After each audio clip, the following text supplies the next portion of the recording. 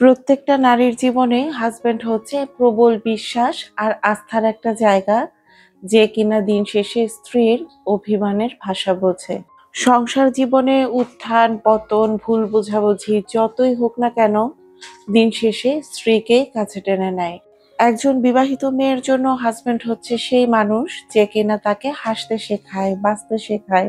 জীবনের যে কোনো কঠিন পরিস্থিতিতে ভরসার হাতটা সর্বপ্রথম সেই বাড়ায়। একজন নারীর জীবনের সবথেকে বড় মানসিক ডাক্তার হচ্ছে তার হাজবেন্ড। একজন হাজবেন্ড যেমন চাইলে তার সর্বোচ্চটা দিয়ে একজন নারীর জীবনে সর্বসুখ এনে দিতে পারে, ঠিক একইভাবে একজন হাজবেন্ড চাইলেই একজন নারীকে মানসিকভাবে অসুস্থ করে ফেলতে পারে। আসসালামু আলাইকুম, welcome back to my channel my daily life and kitchen থেকে আমি শিশির নতুন একটা ভিডিওতে ওয়েলকাম করছি। আশা করছি সবাই ভালো আছেন, সুস্থ আছেন। আমরাও আলহামদুলিল্লাহ ভালো আছি। ভিডিও শুরুতে যে ক্লিপসটুকু দেখতে পেলেন এটা ছিল গতকাল রাতের ক্লিপস। কোনো কিছু থেকে একটু মন সরে গেলে দেখবেন যে সেখানে পুনরায় মন বসাতে একটু সময় লেগে যায়। তো আমার মন মানসিকতা আসলে কোন অবস্থায় আছে সেটা মোটামুটি এখন কম বেশি সবাই জানেন। তো সাফানের বাবার কথা মতো সংসারের কাজে একটু মনোযোগী হওয়ার চেষ্টা করছি। আমাদের মেয়েদের ক্ষেত্রে যেটা হয় সংসার জীবনে, মানে শারীরিক পরিশ্রমটা মোটামুটি চোখে পড়ে, কিন্তু মেন্টাল হেলথ বলতে যে একটা শব্দ আছে এই বিষয়টাতে আসলে মেয়েরা সব জায়গায় খুব অযত্নশীল। মেয়েদের মানসিক পরিস্থিতির যে কোনো অবস্থার আসলে সর্বোচ্চ সাপোর্ট হচ্ছে তার হাজবেন্ড। বিয়ের পর আসলে হাজবেন্ড ছাড়া একজন মেয়ের মেন্টাল হেলথের কেয়ার কেউ আসলে সেইভাবে করতে পারবে না। এই দিক থেকে আলহামদুলিল্লাহ আমি অনেক বেশি ভাগ্যবান, মানে জীবন সঙ্গী হিসেবে এমন একজনকে পেয়েছি যে কিনা আমার মানসিক স্বাস্থ্যের উপর অনেক বেশি যত্নবান। আমার এই কঠিন পরিস্থিতি থেকে বের হয়ে আসার জন্য আমাকে সর্বোচ্চ স্পেস দিচ্ছে, আমাকে টাইম দিচ্ছে। আপনি জীবনে যতই কঠিন পরিস্থিতির ভেতর দিয়ে যান না কেন, ভেঙে পড়েন না কেন, আপনার হাজবেন্ড যদি সাপোর্টিভ হয়, আপনার মানসিক স্বাস্থ্যের যত্ন নেয়, দেখবেন যে সেই কঠিন পরিস্থিতি থেকেও বের হয়ে আসতে আপনার খুব একটা সময় লাগছে না। আর হাজবেন্ড যদি সাপোর্টিভ না হয় সেই ক্ষেত্রে দেখবেন আপনার মানসিক যন্ত্রণা দ্বিগুণ থেকে 3 গুণ 4 গুণ হয়ে যাচ্ছে, আপনি অসুস্থ হয়ে পড়ছেন। তো যাই হোক, এখন যারা আমার ভিডিওটা দেখা শুরু করেছেন, যদি আমার ভিডিওতে দেখানো কোনো একটা অংশ আপনার কাছে ভালো লেগে যায় তাহলে প্লিজ একটা লাইক দিতে ভুলবেন না। আর আজকে যারা আমাকে প্রথম ভিজিট করছেন চাইলে চ্যানেলটা সাবস্ক্রাইব করে দিতে পারেন। তো আজকে সকাল সকাল হঠাৎ করে বাসায় একটা বড় পার্সেল এসেছে। তো আমি তো পার্সেলটা দেখে একদম হকচকিয়ে গিয়েছি যে এটা তো আমি অর্ডার করিনি, কোথা থেকে আসলো। আবার মনে মনে ভয়, কবে না কবে কি অর্ডার করেছিলাম আজকে চলে এসেছে, মনেও করতে পারছি না। তো সাফানের বাবাকে ফোন দিলাম যে পার্সেলটা কোথা থেকে এসেছে। পরে তার সঙ্গে কথা বলে একটু মনে স্বস্তি পেলাম যেটা আমার পার্সেল ছিল না, এটা সাফানের বাবার পার্সেল ছিল। এটা সাফানের বাবার অফিসের নতুন ব্রাঞ্চের একটা লোগো। তো এটা মূলত আমাকে দেখানোর জন্যই সে বাসায় পাঠিয়েছিল। আপনাদের মধ্যে অনেকেই আছেন জানতে চান যে সাফানের বাবা কি করে। তো আসলে সাফানের বাবা একজন ব্যবসায়ী, সে বিজনেসের সঙ্গে জড়িত। তার ব্রাঞ্চ অফিসের লোগো প্লেট এটা। তো এটা আসলে আমার আর সাফানের বাবার জন্য একটা স্বপ্নের লোগো। তো সে বলছিল চাইলেই এটা অফিসে পাঠিয়ে দিতে পারতাম, কিন্তু আমি চাচ্ছিলাম তুমি এটা একটু ছুঁয়ে দেখো, তোমাকে দেখানোর জন্যই পার্সেলটা বাসায় পাঠানো হয়েছে। আর বলছিল যে তুমি কখনো যদি প্রতিষ্ঠিত হতে পারো তখন তোমাকেও এরকম একটা সুন্দর লোগো প্লেট বানিয়ে দেব। প্রতিষ্ঠিত হতে পারি আর না পারি, এই যে একটা সাহস শক্তি, এটা যে মানসিক দিক থেকে কতটা প্রশান্তি দেয় সেটা বলে বোঝানো সম্ভব না। কোনো ব্যবসায়িক প্রতিষ্ঠানের আসলে শুরুর দিকটা কখনোই স্মুথ হয় না, অনেক বেশি স্ট্রাগল করতে হয়। তো আমার শ্বশুর বাড়ির লোকজনের বেশিরভাগই তারা চাকরিজীবী, মানে ব্যবসায়িক তাদের কোনো ব্যাকগ্রাউন্ড নাই। তো সাফানের বাবা স্টুডেন্ট লাইফ থেকে যখন তার নিজের বিজনেসটা শুরু করে তখন আসলে সেই পথ চলাটা তার জন্য একদম যে অনেক বেশি স্মুথ ছিল তা কিন্তু না, অনেক বেশি স্ট্রাগল করতে হয়েছে। আমি আমার বিয়ের পরেও তার স্ট্রাগল গুলো কাছে থেকে দেখেছি। এই যে আমি বিজনেস করছি, সাফানের বাবা পেছন থেকে আমাকে সাপোর্ট দিচ্ছে, সাহস দিচ্ছে। তো তার ক্ষেত্রে কিন্তু এই জিনিসটা আসলে খুব একটা ছিল না। একাডেমিক দিক থেকে সাফানের বাবা একজন বিএসসি ইলেকট্রিক ইঞ্জিনিয়ার। তো আমার শ্বশুর আব্বা আসলে সবসময় চাইতো তার একমাত্র ছেলে পড়াশোনা করে ভালো কোনো চাকরি বাকরি করবে, ইঞ্জিনিয়ার হবে। কিন্তু সাফানের বাবার চিন্তা ভাবনা অন্যরকম ছিল। তো সেই জন্যই আসলে তার শুরুর পথ চলাটা অনেক বেশি সহজ ছিল না, স্মুথ ছিল না। তারপরও সৃষ্টিকর্তার কাছে আজকের দিনে দাঁড়িয়ে সবসময় আমি আর সাফানের বাবা অনেক বেশি শুকরিয়া আদায় করি। আল্লাহর রহমত ছাড়া এই প্রতিষ্ঠা পাওয়া আসলে সম্ভব ছিল না। একের পর এক প্রতিষ্ঠান দাঁড় করানোও সম্ভব ছিল না। আমার শ্বশুর-শাশুড়ি এখন সেই ছেলেকে নিয়ে অনেক বেশি গর্ববোধ করে, মনের ভিতরে শান্তি বোধ করে। তো সবকিছুর জন্যই আসলে আল্লাহর কাছে কৃতজ্ঞতা জানাই, শুকরিয়া জানাই।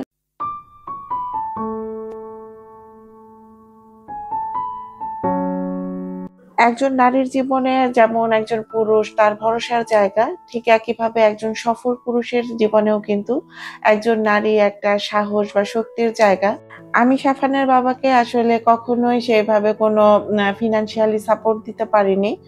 কিন্তু মানসিক দিক থেকে আমি তাকে অনেক বেশি সাহস দিয়েছি, শক্তি দিয়েছি। তো সাফানের বাবা মাঝে মাঝেই বলে যে, "শিশির, তুমি যদি আমার জীবনে না আসতে, নিজে নিজে কিছু করতে হবে, নিজেকে প্রতিষ্ঠিত করতেই হবে তাড়াতাড়ি।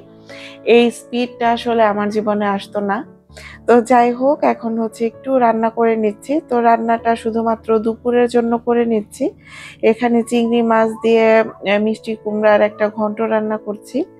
আসলে সেইভাবে বাসায় রান্নাবান্না করা হচ্ছে না। একবেলা বাসায় খেলে দেখাচ্ছে যে পরের বেলার খাবার সাফানের বাবা বাহির থেকে নিয়ে আসছে। মেয়ে তো এমনিতেই বাহিরের খাবার পছন্দ করে। তো যেহেতু আসলে আমার মন-টন ভালো না, মেয়ে যেন আমাকে খুব বেশি বিরক্ত না করতে পারে। তো সেইজন্যই মেয়ের বাবা বাহিরের খাবারগুলো নিয়ে আসছে। তো আজকে হচ্ছে দুপুরের পর আমরা একটু ঢাকায় যাবো। তো সেইজন্য দুপুরে আসলে তেমনভাবে রান্নাবান্না করছি না। দিনের বেশিরভাগ সময় আমাকে মনমরা হয়ে থাকতে দেখে সাফানের বাবা খুব বেশি চেষ্টা করছে কিভাবে আমাকে অনেক বেশি হাসিখুশি রাখা যায়, আমাকে হাসানো যায়, আমাকে খুশি রাখা যায়। তো সে হচ্ছে তার নিজের পছন্দে আমার জন্য একটা ড্রেস অনলাইনে অর্ডার করেছিল। নিজের জন্য আসলে এখন অনেক কম জিনিস কেনা হয়, সংসারের জিনিসপত্রই কেনা হয় বেশি। তো এরকম আমি শুধু অনলাইনে যা যা কেনাকাটা করি, সংসারের জিনিসপত্রই কেনাকাটা করি। তো সেই জন্য সাফানের বাবা একটা ড্রেস অর্ডার করেছে। তো এটা একটা কাফতান ড্রেস ছিল।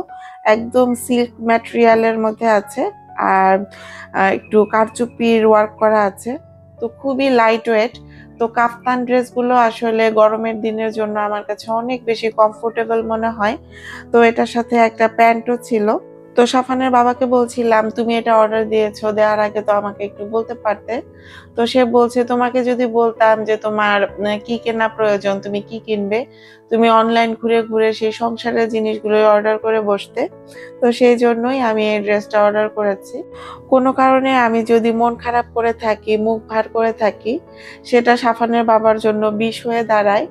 মানে সে তার কাজের ক্ষেত্রেও অনেক কিছু ভুল করে ফেলে। কোনো কারণে রাগ করে থাকলে, মন খারাপ করে থাকলে সে সবসময় শুধু আমাকে খোঁচাতে থাকে কিভাবে আমার মন ভালো করবে। মাঝে মাঝে এই জিনিসটা আমার কাছে খুব বেশি বিরক্ত লাগে যে শান্তিমতো একটু মন খারাপ করেও থাকা যায় না। তো সারাক্ষণ মন খারাপ করে থাকছি দেখে সাফানের বাবা শুধু বারবার খোঁচাচ্ছে যে, "চলো কোথাও একটু বেরিয়ে আসি, ঘুরে আসি, দেখবে যে তোমার মন ভালো লাগছে।" আর এই যে আমার ৳১০ দামের চিপসের প্যাকেট, ওনাকে নিয়ে আসলে মহান যন্ত্রণা। সেকেন্ডে সেকেন্ডে রাগ করে বসে থাকে। তো গাড়িতে উঠেও তার খুব রাগ হয়েছে, মন খারাপ হয়েছে। তার নাকি আজকে সাজুগুজু অনেক বেশি কম হয়ে গেছে। ঢাকার ভেতরে ঢুকলে বিভিন্ন এলাকা দিয়ে গেলে অনেক আপুদের কথা মনে হয়। এখন মনে হয় ঢাকার শহরের ভেতরে এমন কোনো এলাকা নাই যে এলাকার আপুদের সঙ্গে আমার কথা হয় না।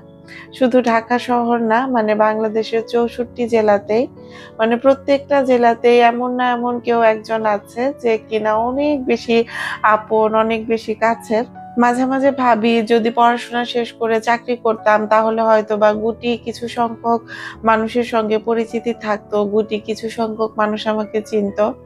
কিন্তু এই যে ইউটিউবিং থেকে আসলে যতটুকু হয়তোবা খুব ছোট্ট পরিচিতি পেয়েছি, যতটুকুই পরিচিতি পেয়েছি ৬৪ জেলার মানুষের সঙ্গে কানেক্ট হতে পেরেছি।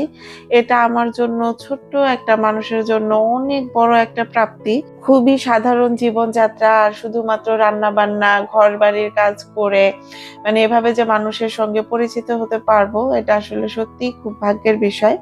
তো যাই হোক, আমরা একটু যমুনা ফিউচার পার্কে এসেছি। এখন যেহেতু পুরো দমে পূজার সিজন, মানে পূজার কেনাকাটা হচ্ছে, তো সাফানের বাবা বলছিল বসুন্ধরার ভিতরে অনেক বেশি গ্যাদার হবে, চলো অনেকদিন থেকে যমুনায় যাওয়া হয় না, যমুনা থেকে একটু বেরিয়ে আসি। একদম উদ্দেশ্যহীন আসা, সুনির্দিষ্ট কোনো কিছু কেনাকাটা করার জন্য আসা হয়নি। তো আসলে ভেবেছিলাম হয়তো বা এখানে একটু গ্যাদার কম হবে, কিন্তু যেহেতু পূজার সিজন, যমুনাতেও কিন্তু প্রচুর গ্যাদারিং। এমনিতে অন্যান্য সময়ে যমুনার ভেতরে আসলে এতটা ভিড় থাকে না, কিন্তু তারপরেও ওদের স্পেসটা বড় হওয়ার কারণে এই গ্যাদারটা আসলে খুব একটা চোখে পড়ে না। সাফানের বাবা টুকটাক কেনাকাটা ছিল, তো ছেলে মানুষের কেনাকাটা করতে আসলে খুব একটা সময় লাগে না, আর সাথে যদি বউ থাকে তাহলে তো কেনাকাটা করতে আরো বেশি সময় লাগে না, কারণ তাদের নিজের পছন্দ বলতে কিছুই থাকে না, বউ যেটা সিলেক্ট করে দেয় সেটাই তার জন্য কেনাকাটা হয়। আমি যেহেতু কেনাকাটা করতে পছন্দ করি, তো সাফানের বাবার ধারণা শপিং করে দিলে, কেনাকাটা করে দিলে আমার মন অনেক হালকা হবে, ভালো হয়ে যাবে। তো সে বারবার খোঁচাচ্ছে যে কিছু কেনো। আমি কি কিনবো কি দেখবো, আমার মেয়ে 5 মিনিট পর পরই রাগ করে ফ্লোরে গড়াগড়ি খাচ্ছে। তো শেষমেশ ভাবলাম তাকে একটু আইসক্রিম কিনে দিয়ে ঠান্ডা করে দেই। আইসক্রিম কিনে দিলে 5-10 মিনিট একটু ঠান্ডা থাকবে।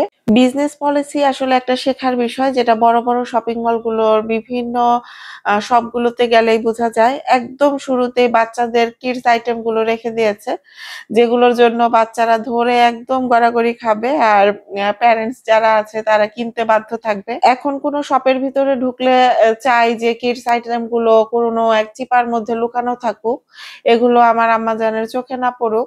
শপে ঢোকার সাথে সাথে যে সেলস গার্ল গুলো থাকে, ওরা আসলে মাথা খারাপ করে দেয়, জিনিস নেন বা না নেন একটু ট্রাই করে দেখেন।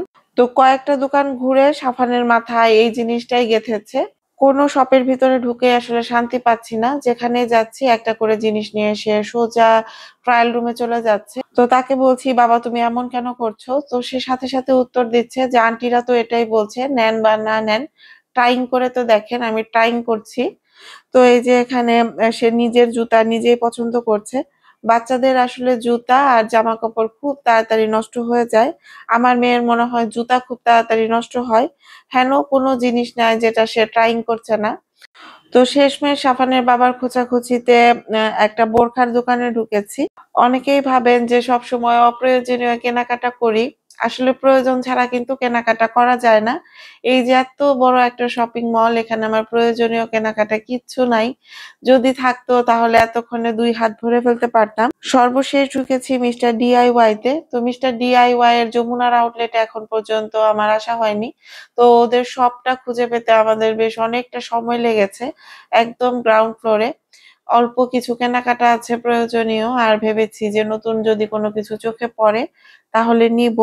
তো আসলে ঘোরাঘুরি করে যেটা দেখলাম, আসলে নতুন তাদের কোনো কিছুই আসে নাই। তো মিস্টার ডিআইওয়াই তে 2টা ফ্লাওয়ার ভাস আমার খুব পছন্দ হয়েছিল এর আগে, কি মনে করে যেন নেওয়া হয়নি। তো এখানে এসে দেখি আসলে ফ্লাওয়ার ভাস গুলো নাই।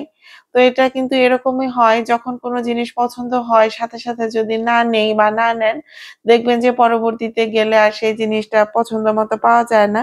তো যমুনা থেকে বের হতে হতে আমাদের প্রায় রাত্রি 9:30টার মতো বেজে গিয়েছিল। আমাদের মূলত উত্তরাতে গিয়ে রাতের খাবারটা খাওয়ার কথা ছিল, কারণ উত্তরাতে সাফানের বাবার একটু কাজ ছিল। কিন্তু আমরা যেহেতু ভেতর থেকে বের হতেই বেশ অনেকটা সময় নিয়ে নিয়েছি, উত্তরা পর্যন্ত যেতে যেতে হোটেলের খাবার-টাবার সব শেষ হয়ে যাবে। না খেয়ে পরে বাসায় যেতে হবে। আর এদিকে আমার ছোট ভাই ফেসবুকে সিরাজের চুই গোস্ত এই আম হোটেলের সুন্দর সুন্দর রিভিউ দেখে বলল যে এখানেই খাওয়া-দাওয়া করবে। তো আসলে এখানে খাওয়া-দাওয়া করে খুবই হতাশ হয়েছি। ব্লগাররা যে পরিমাণ খাবারের হাইপ তুলেছে, খুব দুঃখের সাথে বলতে হচ্ছে, আসলে এখানে খাবারের মান আমার খুব একটা ভালো লাগেনি। ক্ষুধার টানে বা প্রয়োজনে একবার খাওয়া ঠিক আছে, কিন্তু একটা স্পেশাল খাবারের টানে বারবার ছুটে যাওয়া, সেই জিনিসটা আমার কাছে একেবারেই মনে হয়নি। এটা আমি আমার সম্পূর্ণই নিজের অপিনিয়ন বা অনেস্ট একটা রিভিউ দিলাম। তো সাফানের বাবা বলছিল, তুমি টুকটাক রান্না-বান্না জানো দেখে তোমার এই খাবারগুলো তেমন একটা ভালো লাগেনি। কিন্তু যারা কখনোই চুই ঝাল ট্রাই করেনি, তাদের কাছে হয়তোবা ভালো লাগবে। তো যাই হোক, এখন হচ্ছে আমার কেনাকাটাগুলো শেয়ার করছি। এই যে গোল্ডেন কালারের একটা ঝুড়ি, যেটা আমার প্রায় ভিডিওতেই দেখেন, তো সেটা আমার ননাসের খুব পছন্দ ছিল। তো আপার জন্য একটা মিস্টার ডিআইওয়াই থেকে ঝুড়ি নিয়েছি, এটা সিলভার কালার। পাশাপাশি একটা ব্রাশ হোল্ডার নিয়েছি, আর এখানে 3টা হুক নিয়েছি। এই হুকগুলোর প্রাইস, 3টা হুকের প্রাইস সম্ভবত 75 টাকা ছিল, আর ব্রাশ হোল্ডারটার প্রাইস ছিল সম্ভবত 550 টাকা। আর এই যে আমার হাতে ছোট ছোট, এগুলোকে কি বলে, সেকুল্যান্ট প্ল্যান্ট বলে সম্ভবত, তো এগুলো নিয়েছিল 160 টাকা পিস। আর আমার চিপসের প্যাকেটের জন্য এক জোড়া জুতা কিনেছি। আর মিস্টার ডিআইওয়াই থেকে সে অনেকগুলো খেলনা কিনেছে। দূরে কোথাও বেড়াতে গেলে আসলে আমি সেইভাবে এখন পর্যন্ত হিজাব মেনটেন করি না, কিন্তু লোকাল ভাবে যখন চলাফেরা করি তখন কিন্তু আমাদের এলাকায় বোরখা পরেই বেশিরভাগ চলাফেরা করা হয়। তো এই বোরখাটা সাফানের বাবা পছন্দ করে কিনে দিয়েছে। তো বোরখাটা আমার কাছেও ভালো লাগছিল। আসলে রেগুলার ইউজের জন্য আমার কাছে খুব হালকা পাতলা টাইপ, আবায়া টাইপ যে বোরখাগুলো থাকে, একদম লুজ ফিটিং, সেই সমস্ত বোরখাগুলো পরতে ভালো লাগে। তো এটার যে ম্যাটেরিয়ালস বা ফেব্রিক্সটাও আসলে খুবই ভালো মানের ছিল। রেগুলার ইউজের জন্য একদম পারফেক্ট একটা বোরখা আমার কাছে মনে হয়েছে। তো এটার প্রাইস নিয়েছিল সম্ভবত 4,990 টাকা, মানে 5,000 টাকা। তো আসলে কাপড়ের দোকানে ঢুকলে কিন্তু বুঝতে পারবেন আপনি দুনিয়ার সব থেকে বেশি সুন্দরী। যে কালারই হোক না কেন, যেমন মনে হয় তেমন কালার হোক না কেন, দোকানদার আপনাকে কনভিন্স করার চেষ্টা করবে যে আপা আপনার গায়ের রঙের সাথে এই কালারটা খুব বেশি যাচ্ছে, আপনাকে অনেক বেশি সুন্দর লাগবে। তো যাই হোক, এখন হচ্ছে আমার বর্তমান সময়ের সব থেকে প্রয়োজনীয় জিনিসটা দেখাচ্ছি, এটা হচ্ছে বয়া। তো এর আগেও একটা নেওয়া হয়েছে, তো সেটা আসলে খুব একটা ভালো ছিল না। তো বিজনেসের জন্য এখন প্রায় সময়ই দেখাচ্ছে যে সময় স্বল্পতায় যখন থাকি তখন খুব র ভয়েসে আমাদের ভিডিওগুলো মেক করতে হয়। র ভয়েসে যখন ভিডিওগুলো মেক করা হয় তখন কিন্তু আউট নয়েজটা অনেক বেশি থাকে। তো সেই ক্ষেত্রে আসলে একটা বয়ার আমার খুব বেশি প্রয়োজন ছিল। তো বয়াটা সম্ভবত 3,500 বা 4,000 টাকার মতো নিয়েছে। আমরা যারা টুকটাক ভিডিও মেক করি বা ব্লগিং এর সাথে জড়িত বা সোশ্যাল মিডিয়াতে যারা কাজ করি, ভয়েস ওভার করাটা যে কি পরিমাণ কষ্টের আমরা আসলে সবাই বলতে পারবো। বিশেষ করে গরমের দিনে ফ্যান অফ করে, এসি অফ করে যখন ভয়েস দিতে হয়। আরেকটা হচ্ছে আউট নয়েজ, যেটা খুব বেশি যন্ত্রণা করে। অন্য সময়ে যে শব্দগুলো হবে না, ভয়েস দেওয়ার সময় দেখবেন দুনিয়ার যত শব্দ হচ্ছে সেগুলো সব আপনার আশেপাশ দিয়ে হচ্ছে। তো এখান থেকেই বিদায় নিচ্ছি। সবাই ভালো থাকবেন, সুস্থ থাকবেন। আল্লাহ হাফেজ।